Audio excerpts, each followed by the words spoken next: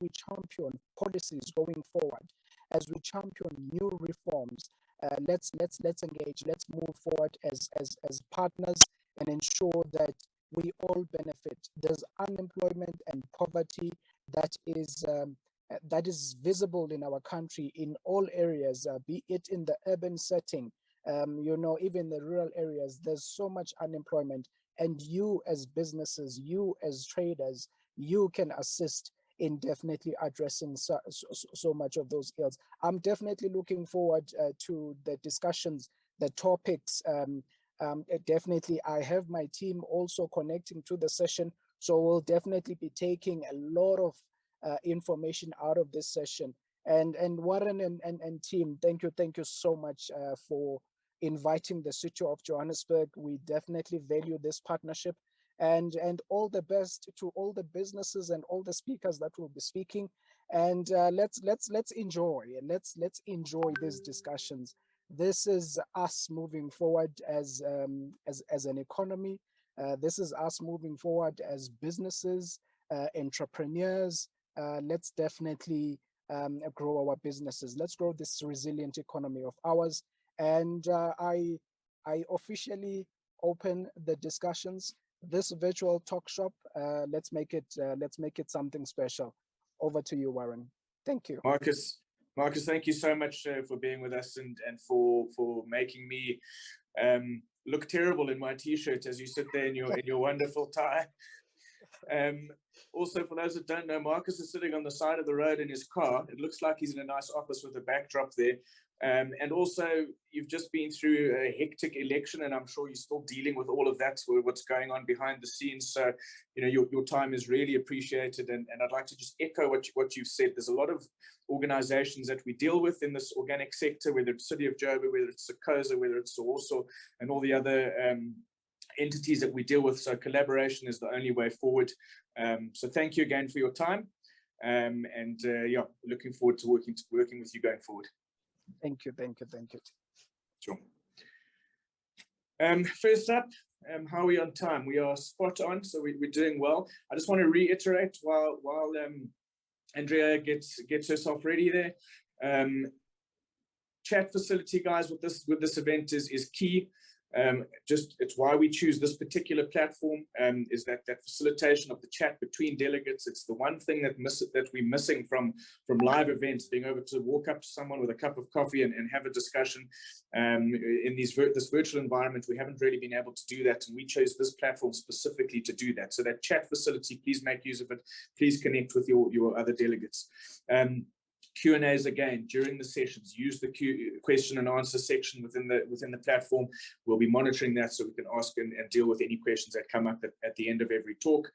And then, of course, the featured supplier pages. We've got a lot of companies that have put their time and effort towards being here and being present. Under the exhibitors tab, you can see a whole bunch of companies who have featured themselves. Their contact details are there, about us, almost a site within a site. You've got brochures, you've got corporate videos you can watch. So please, that's the whole point of this. Listen to the sessions, engage, learn, but go and engage with those pages and support those companies that have put their hands up and made an effort. Andrea, are you there? Yes, I'm ready. Thank you. Good. There you are. Always smiling. How are you? I'm well, thanks, and you? I'm well, thanks. But everyone's putting me to shame by looking so smart, and I'm sitting here in my t-shirt. I thought we were going to have a nice, relaxed, organic conversation, and you guys are all looking so zippy. I bet it's an organic fiber t-shirt that you're wearing. So yeah, I'm going to say yes. I'm going to say yes. For those that you don't know, trade intelligence really, as the name suggests, is the source of all the information you need on the trade. They do a lot of research into the inner workings. They produce some amazing reports. They have events like this. So please, if you don't follow them and what they do, get onto them now. If you're looking to understand the retail market in this country, trade intelligence is your port of call. Without further ado, I'm going to hand over to Andrea to give us an overview of the industry and specifically the wellness category. Thank you so much, Warren. And first of all, thanks for the opportunity. Why I'm smiling is I'm in my happy zone. I mean, to the discussion that or the speaking points from Marcus just now made me smile, because he said about enjoying the discussions. And it's so incredible to work within the field of wellness and health in the larger sense of the word, because it always feels like it really matters for lots of reasons. One of those reasons also is that there are opportunities for growth. And that's another point Marcus raised, which also put a smile on my dial early on a Monday morning, because certainly there is so much potential out there in terms of innovation, people that are really enthusiastic and driving this sector, I think, in the market. And obviously, one area which is really important for the sort of organics and natural products is the retail sector, because that's really where there's exchange of goods. So my presentation is just going to sketch a bit of context about what's happening in retail. My focus is on what we call the health and beauty channel. So that really means where health and wellness products are sold, such as your health shops, pharmacy, discount clicks, but also in normal retail. So I'll just go through a few things that I think are pertinent to paint an overall picture. Just a quick introduction here. With Trade Intelligence, we largely focus on research and then do presentations like these in workshops and on various topics, all related to what we call FMCG retail, fast-moving consumer goods. So the products that where the organic and natural products would also fit in. And we do a series of market reports, channel reports, special reports. You'll see these health and beauty included there, retailer reports, etc. So what I'll be taking you through are a few examples of facts and insights from reports. But what I also want to encourage you is to visit the Trade Intelligence website. On a weekly basis, we send out an email newsletter that really updates you with exactly what's happening in South African retail. So it's a really nice, quirky read. So there's a bit of a sense of humor to make it just a little bit more enjoyable. And it's free of charge, so it lands in your email inbox. You'll also see there's a thought leadership page. There are some interesting articles published there. So I hope that you will subscribe to our newsletter. Okay, so just to start off with, really looking at the South African FMCG market, and we've just developed this market size report that shows what is the size of the prize. I mean, how big is this pie of the FMCG sector? And it's valued at 644 billion by the end of 2020. And FMCG contributes a total of, well, it's now risen to 61% of total retail sales in South Africa. So if you zoom out and look at total retail, that it shows you how important FMCG retail or consumer packaged goods retail is for our industry, actually, in retail and for our economy. So those are just two facts that I wanted to highlight from our market size report, which obviously elaborates on the shifts in channels, etc. Talking about that, we've also developed a channel architecture report that really unpacks what are these channels? What are we talking about if we say channels? So we talk about convenience, we talk about the different formats, big box hypers, pharmacies, all sorts of things that are happening and shifting and changing in the market, because it's one thing to look at size of a market and shifts in market share, but to understand how is that unpacked, what does the trade look like, where are the opportunities, because things are definitely shifting and moving.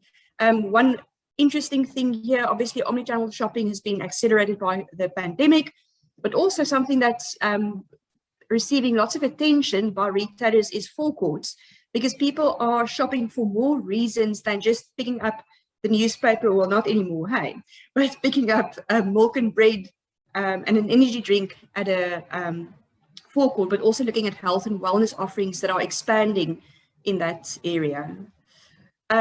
We also do a retail trends report, and that says that the South African FMCG industry is shopper-led.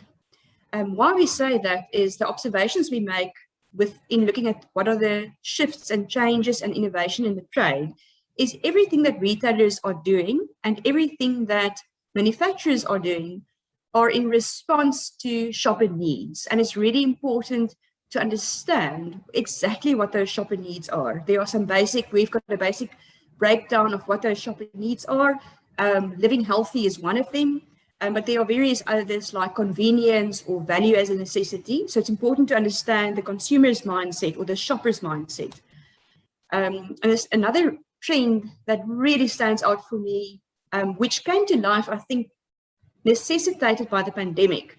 Collaboration and partnership is something that is really oiling the wheels of opportunity, where in the pandemic with lockdown and trading restrictions, retailers, service providers and manufacturers were forced to think, gosh, I've got a great idea, but I cannot execute all of this. So let's see who we can partner with. And it's incredible to see what's happened over the past 2 years with collaboration and partnerships. And that also helps to grow the initiatives, or not the initiatives, but I always get the sense with the organics and natural industry that there's often a very tight community connection. So it also helps with that.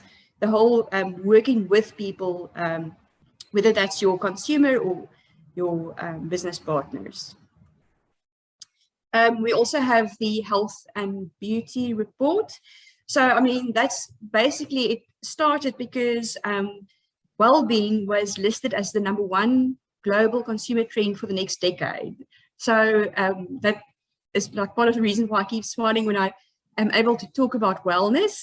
And ingredient innovation is really breaking open new opportunities, as we'll see as I go through some facts of this presentation. So I think that's just the short introduction, showing you a snapshot of some of the types of reports that we do. And if you look at wellness and that being the #1 trend, consumer trend for the next decade, it's interesting then to see, okay, but what does wellness and well-being, where does that fit into the FMCG market? So looking at it from a product and service offering point of view, you can probably see it as two overlapping entities, health and beauty.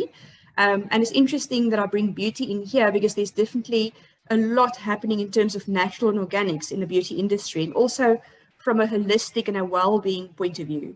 But if we look at wellness products and service offerings, obviously many of them are centered around food and nutrition, such as health foods, functional foods and supplements, but also medical products, everything from natural remedies to over-the-counter prescription medicine. So I'm looking at it from a retail lens. So obviously, if you look at what's sold within pharmacies, for example, health stores and the health sections of supermarkets. From a beauty side, obviously, it's personal care and also cosmetics and fragrances. And interesting, as we will see, how ingredient innovation is breaking across all those categories and understanding what that would mean in terms of future opportunities. Something really interesting is shown on this slide, and I'll talk you through it. But what this slide shows you is the percentage growth. So how strong did retail trade sales grow, and the sales within retailers in pharmaceutical and medical goods, cosmetics and toiletries. So the health and beauty channel in retail. So we see interesting things here. The first is this red circle shows us over the past, since 2014, that the sales from wellness products out of the pharmaceutical, from retailers in pharmaceutical and medical goods, etc., have grown at a higher percentage than total retail sales. So a lot of that means that the shopper's behavior has shifted. I mean, think what has happened between 2014 and now in terms of the consumer being enabled and empowered with information, access to information. So the whole trend of self-diagnosis, self-medication, preventative healthcare, and on top of that, the next layer that was built is like enjoying health and well-being and making it a fun experience, an enjoyable experience. I mean, look at the explosion in terms of organics and organic and natural remedies across the spectrum from cosmetics to food, and how much joy people derive out of that. So it's great to see how consumer behavior shifts has also sparked innovation within the wellness industry. And over the past 5 years, health and beauty turnover has increased by 66% compared to 33% increase from the rest of retail. So we're seeing a shift in how the shoppers spend their money more towards wellness. Another thing that we see on this slide, so forgive me for the graphs, but it's just fascinating to see in 2008 and 9, at the point of an economic recession, look how badly total retail sales were affected, and look how resilient the health and beauty or wellness sales were performing. And the same in 2020, looking at a really, really negative performance in terms of total retail sales with all those with a hard lockdown trading restrictions. But looking at wellness products still, I mean, that was also a negative growth at the end of last year, but still way outperforming total retail sales. So it shows something incredibly encouraging. Times are tough, consumer spend is constrained, but people are rethinking their shopping behavior and investing more in health and well-being. I mean, that trend prediction of wellness being the #1 consumer trend was published by the global trend reporter Mintel before the COVID pandemic broke. So you can imagine now how much more consumers are tuned into wellness. And it's really talking about the empowered consumer, people having access to information. Like I said, the rise of self-diagnosis, self-medication. We also have people that are proud of how they live, what they do, whether it's growing their own herb garden, making their own recipes and smoothies, or whether it's just showing how well they are and how beautiful they look. It all feeds into the industry of wellness. So this next slide is just taking a snapshot of some of the disruptions and disruptors that are shaping the health and beauty market. So if we talk about wellness, obviously the pandemic has had a big impact. We're also seeing in the cosmetics world interesting things with like the no makeup movement. We see ingestible beauty with people drinking collagen and wellness drinks that prevent premature skin aging. Ingredient innovation across categories. So we see hemp and cannabis products coming into cosmetics and even eyeshadow. I would never have thought that. And also in the FMCG industry, a big consideration and often a threat is retailers that develop their own private label products. So the awareness and understanding of the disruptors in the wellness market is critical to protect or build your market share. So looking at the pandemic, obviously, there's been a huge increase in the use of health products and the relevance. Studies show that almost half of people surveyed have taken greater control in their health. I hope I'm still connected. I've just kicked down my connection thing here. You're still connected. We can hear you loud and clear. We can see you. Thank goodness I didn't break it. I'm so sorry. No worries. Thanks for confirming. And also immunity being the #1 reason millennials are starting to take supplements. So shifts in and moves in consumer behavior because of the impact of the pandemic. So it's important to monitor the continuous changes in attitudes, lifestyle habits, and shopping behavior, and obviously align your business proposition accordingly. I spoke about ingredient innovation breaking across categories, and this is probably a very nice example for me. If you think of food as medicine or medicine as food, as Hippocrates, a Greek physician, stated it very beautifully, but looking at wellness and where something like, we all know an orange is really good and healthy for you. Most of us associate orange with vitamin C, so that would fall under the sort of umbrella of health and nutrition, but we also see it appearing in natural remedies and supplements, for example, vitamin C supplements. But then if we zoom out a bit beyond health and we look at the beauty category within FMCG, we see vitamin C being used as an ingredient in cosmetic products and beauty application, a face mask, and even in fragrances. So I know these products that I'm showing you are not natural and organic products except for the orange, but the principle of the matter is ingredient innovation is helping manufacturers and suppliers to think out of the box where they normally would trade. So, I mean, we've seen this with so many products, collagen falling under the area of health, anything from bone broth to joint repair products to for mobility, etc., to beauty supplements, beauty applications, ingestible beauty supplements, and topical applications. So from the whole spectrum of health and beauty, you see that ingredient breaking across those categories in innovation. With cannabis, everything from snacks to oils to fiber to medical application for pain and stress, creams, beauty products, and cosmetics. Aloe vera, same thing, from health, anything from a food to a lip balm. And seaweed, also everything from food, seaweed, to bath and pampering products, and with some medical products in the middle, with thyroid supplements, etc. So this is just to show that there are way more applications for health ingredients and wellness ingredients than you think, and the research is ongoing and forever showing us new applications and opportunities. Another thing that I wanted to highlight was earlier that I spoke about things disrupting the health and beauty industry in retail, is that retailers pounce on the opportunity when there's something really hot and happening to develop their own private labels, so their own private brands. So sometimes it would be like the Clicks labeled products, but they also have confined brands and labels, and exclusive labels. Looking at Biogen that you see in this scheme, for example, I wonder how many people that buy Biogen products know that it's a Dis-Chem brand. And they've also got the lifestyle food products, etc. And you see it all over. So the trends that we are seeing is that retailers are prioritizing private label as a key strategy because they've got a margin advantage.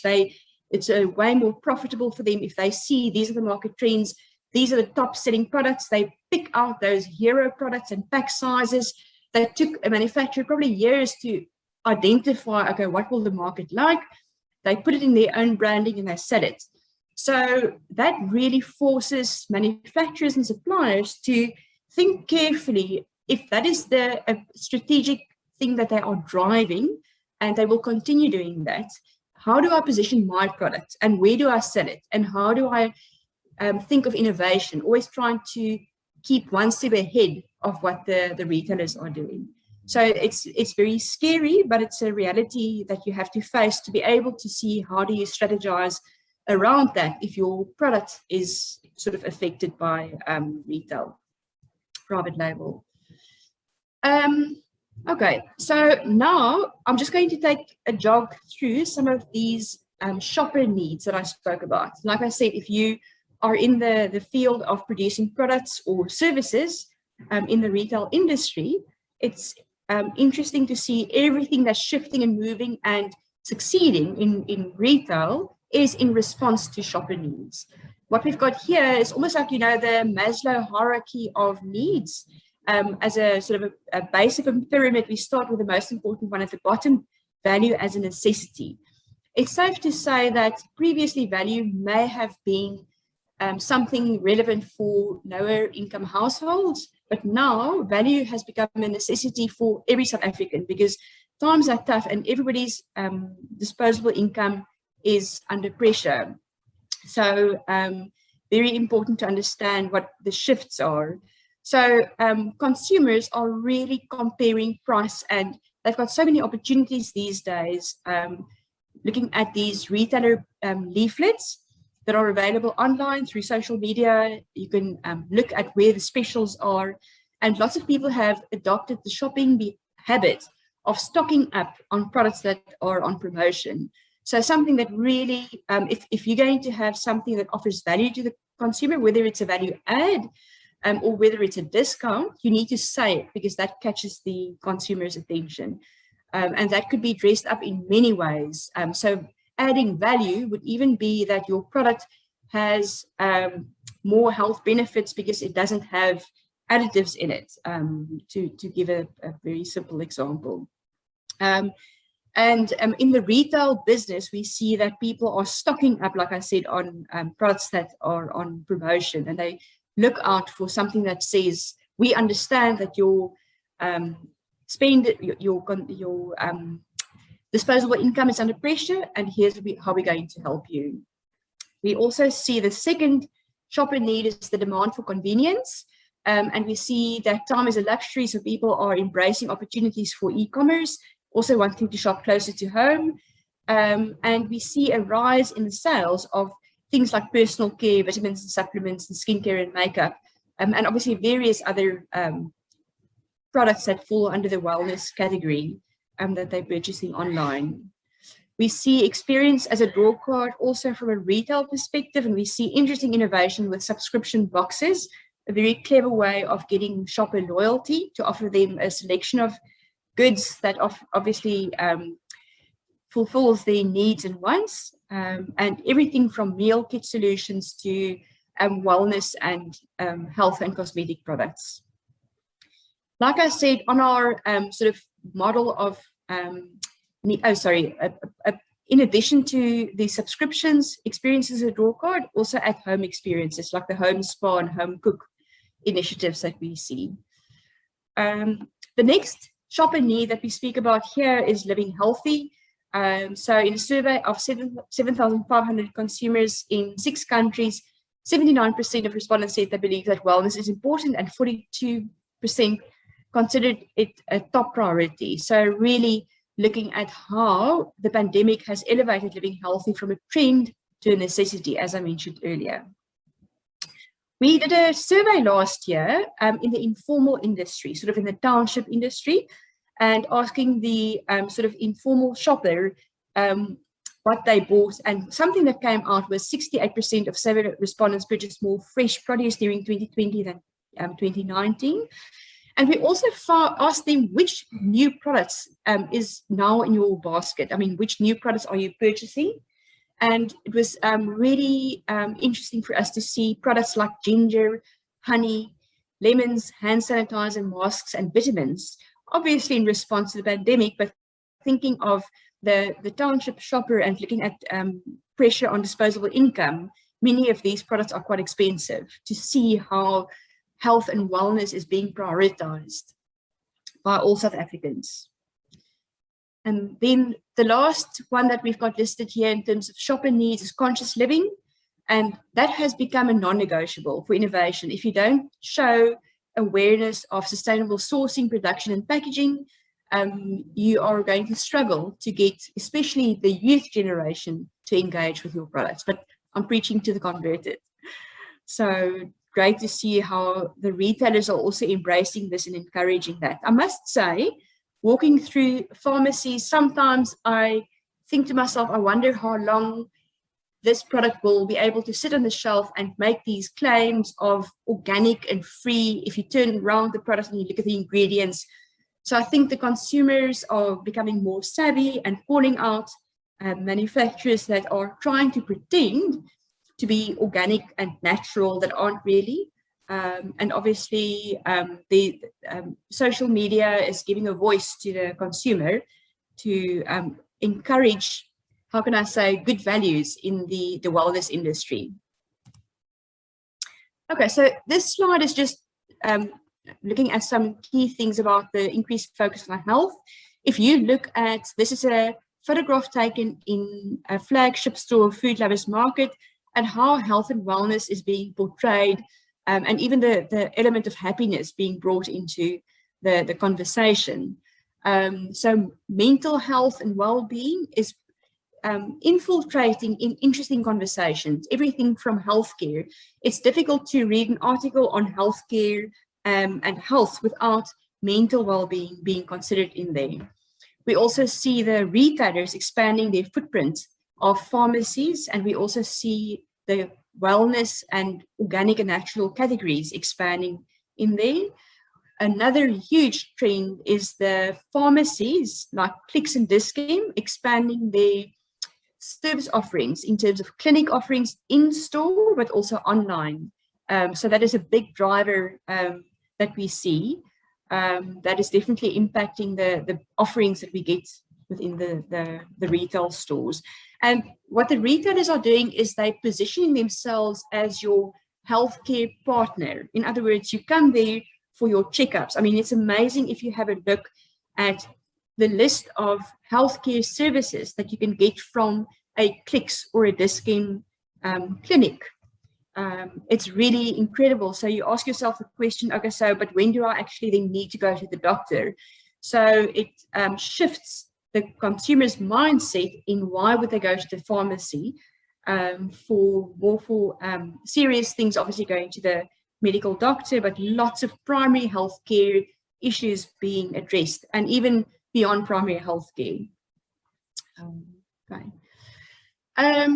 At the same time, where retailers are doing these online consultations, etc., if you look at online and what retail is concerned, the retailers are shouting out about the incredible growths they get in online sales and e-commerce. So they talk about, like Dis-Chem said at their full year 2021 results, they grew their online sales by 260%. Can you believe that? And clicks at half year 2021 said by 191%. I mean, is that even possible? But it is possible if it's off a very small base, because now beyond these growth numbers that I'm showing you now, over the past month, Clicks and Dis-Chem have released another set of results. So painting the picture a bit more thoroughly, getting to see information over time. And what they are telling us now is the growth is still good, but the participation is very small, which explains to us why those growth numbers, if it's off a very small base, the growth numbers can easily be very big. So this is showing you Dis-Chem's share. So of their total turnover, how much is going through online? Only 1.2%, and clicks 1.1%. So if you have to draw a pie chart, you'll see that it is a very small slice of the pie. I think, yes, the growth numbers are good. I think the relevance is important. So there's not a huge opportunity in retail with online sales as yet, but they are putting everything in place to grow that. And that brings me more or less to the end of my slide presentation. I think we've got a bit more time left over. So I wanted to close just by showing you this slide again to say, please visit our website. You'll see that under our solutions, you'll find research and you'll find the Trade Tatler. You just click on that, it will bring up this page, and you'll see a button on the right-hand side that you can click subscribe. Obviously, due to privacy legislation, we can't add the viewers of today, for example, to our database. You've got to subscribe for yourself, but we make it very easy for you. So please go and subscribe, and you'll find our retail news in your inbox on a weekly basis. And if there are any questions, I'll be happy to answer them. Thank you so much, as usual, Andrea. It was very informative talk. I've got a few points that I just want to make, and listening to you speak actually made me smile, just like the others made you smile, because a lot of what you talk to is going to be addressed over the next 2 days by kind of experts within those particular fields. So, you know, you spoke a number of times now. Your last bit was on online retailing, and a bit later on we're going to hear from Louisa at Faithful to Nature on, you know, specifically online retailing, and it makes me realize that we're onto something here in terms of the speakers we've got in the lineup, and how we keep, you know, each talk shop delving more and more. COVID, I think, has driven everyone, as you pointed out, to this global wellness trend. And I don't see that changing at all. I think it's only going to get more. My partner, John, coined the phrase when we were going to do our expo in 2020 that once a trend, now mainstream. And I think that's exactly what's happened here. It used to be a hole-in-the-wall shop in Cape Town where someone would go get their weird moringas and whatever the case may be. And now it's in, you know, Dis-Chem, Clicks, Pick and Pay, ShopRite, all the major stores and what have you. And that's going to carry on. Ingredients, I just wanted to make mention, we have Triple Orange, again, who have featured themselves in the exhibitors area. As the name suggests, as you were talking to the point on orange, you know, they've taken that particular ingredient and used it in an amazing way within home care.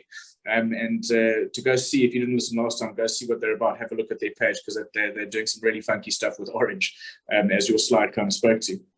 That's in my kitchen cupboard. Oh, really? Brilliant. Yes. Excellent.